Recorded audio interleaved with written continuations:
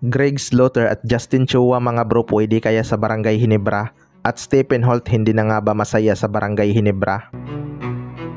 So bago nga pumasok ng PBA itong si Stephen Holt mga bro, gusto nga nito ng parity sa ating liga at nangako pa ito na dadalhin niya sa playoffs ang Tiraperma Jeep. Hindi nagtagal ay kinuha na ito ng Barangay Ginebra na isa sa mga pinakamalakas na team, pero bumaba talaga ng halos 50% ang kanyang performance mga bro.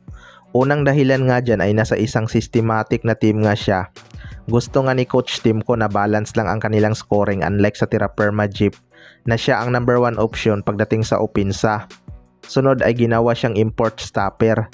Nakitaan nga siya ni Coach Timko ng solid na depensa mga bro, kaya ito ang pinapatrabaho ni Coach Timko sa kanya. Ayon nga sa source mga bro ay parang hindi na daw masaya itong si Stephen Holt sa Barangay Ginebra. Bumaba na kasi ang quality ng kanyang laro at parang naging bench player na lang ang kanyang contribution. Well, para sa akin mga bro, parang nawalan na talaga ng kumpiyansa itong si Stephen Holt. Hindi na nga consistent ang kanyang shooting beyond the arc.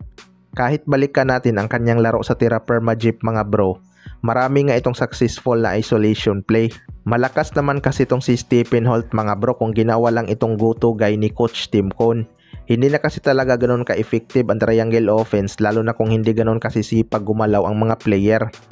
Sa kabilang banda naman mga bro, Greg Slaughter at Justin Chua pwede kaya sa Barangay Ginebra? Ito ngang si Greg Slaughter ay gustong gusto makabalik sa Barangay Ginebra mga bro, kaso parang ayaw na nga ni Coach Timko sa kanya dahil sinabi nga nito na hindi daw nila binabalak kunin si Greg Slaughter.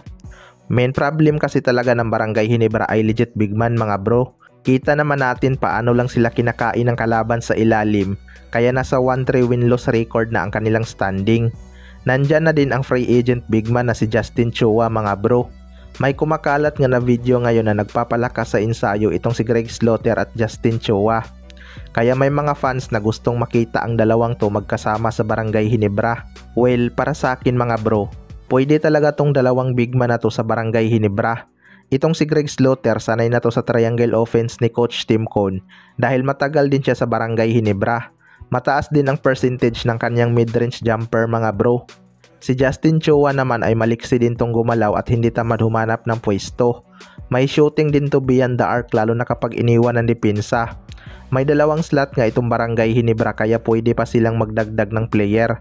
Kayang-kaya pa naman siguro ng dalawang yan maglaro ng kahit 3 season mga bro. Kaya abangan na lang natin kung may galaw pang gagawin ang Barangay Ginebra upang i-improve ang kanilang lineup ngayong Philippine Cup dahil matagal-tagal na silang hindi nagkakampyon. Kayo mga bro, ano masasabi nyo tungkol dito?